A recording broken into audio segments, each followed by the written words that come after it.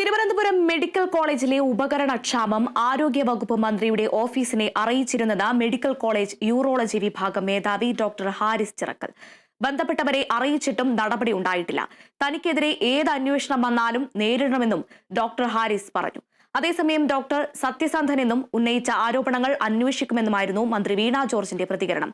പ്രശ്നം പഠിക്കാൻ 4 അംഗ സമിതിയെ നിയോഗിച്ച ആരോഗ്യവകുപ്പ്. മെഡിക്കൽ കോളേജിലെ ഉപകരണക്ഷാമം മെനിഞ്ഞാന്നുണ്ടായ പ്രശ്നമല്ലെന്ന് ഡോക്ടർ ഹാരിസ് വ്യക്തമാക്കുന്നു. ഒരു വകുപ്പ് മേധാവി എന്ന നിലയിൽ നൽകാവുന്ന പരാതികൾ എല്ലാവരെയും അറിയിച്ചിരുന്നതായാണ് ഡോക്ടർ പറയുന്നത്. സൂപ്രണ്ടിനെയും പ്രിൻസിപ്പാളിനെയും കാര്യം ധരിപ്പിച്ചിരുന്നു. 1 വർഷം മുമ്പ് ആരോഗ്യമന്ത്രിയുടെ ഓഫീസിൽ ചെന്ന് വിവരം അറിയിച്ചു. മന്ത്രിയുടെ പ്രൈവറ്റ് സെക്രട്ടറിയെ കണ്ടാണ് കാര്യങ്ങൾ പറഞ്ഞത്. പിന്നീട് പലരോടും ഈ വിവരങ്ങൾ പറഞ്ഞിട്ടും കാര്യമുണ്ടായില്ലെന്നും എല്ലാ വിഭാഗങ്ങളിലും പ്രശ്നമുണ്ടെന്നും പറയാൻ പലർക്കും ഭയമാണെന്നും ഡോക്ടർ പറയുന്നു. ഇത് പല ഉപകരണങ്ങളും പേഷ്യൻസ് തന്നെ വാങ്ങിച്ചു തരികയാണ്. ഇപ്പോൾ രോഗികൾ തന്നെ വാങ്ങിച്ചു തരികയാണ്.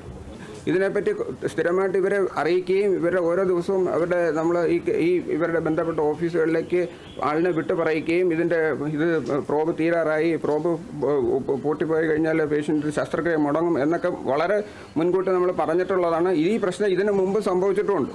പലപ്പോഴും രോഗികൾ തന്നെ ഉപകരണം വാങ്ങിത്തരുന്ന സ്ഥിതിയുണ്ടെന്ന് പറയുന്നത് സംസ്ഥാനത്തിലെ പ്രധാനപ്പെട്ട സർക്കാർ ആശുപത്രിയിലെ ഒരു വിഭാഗത്തിന്റെ മേധാവിയാണ്.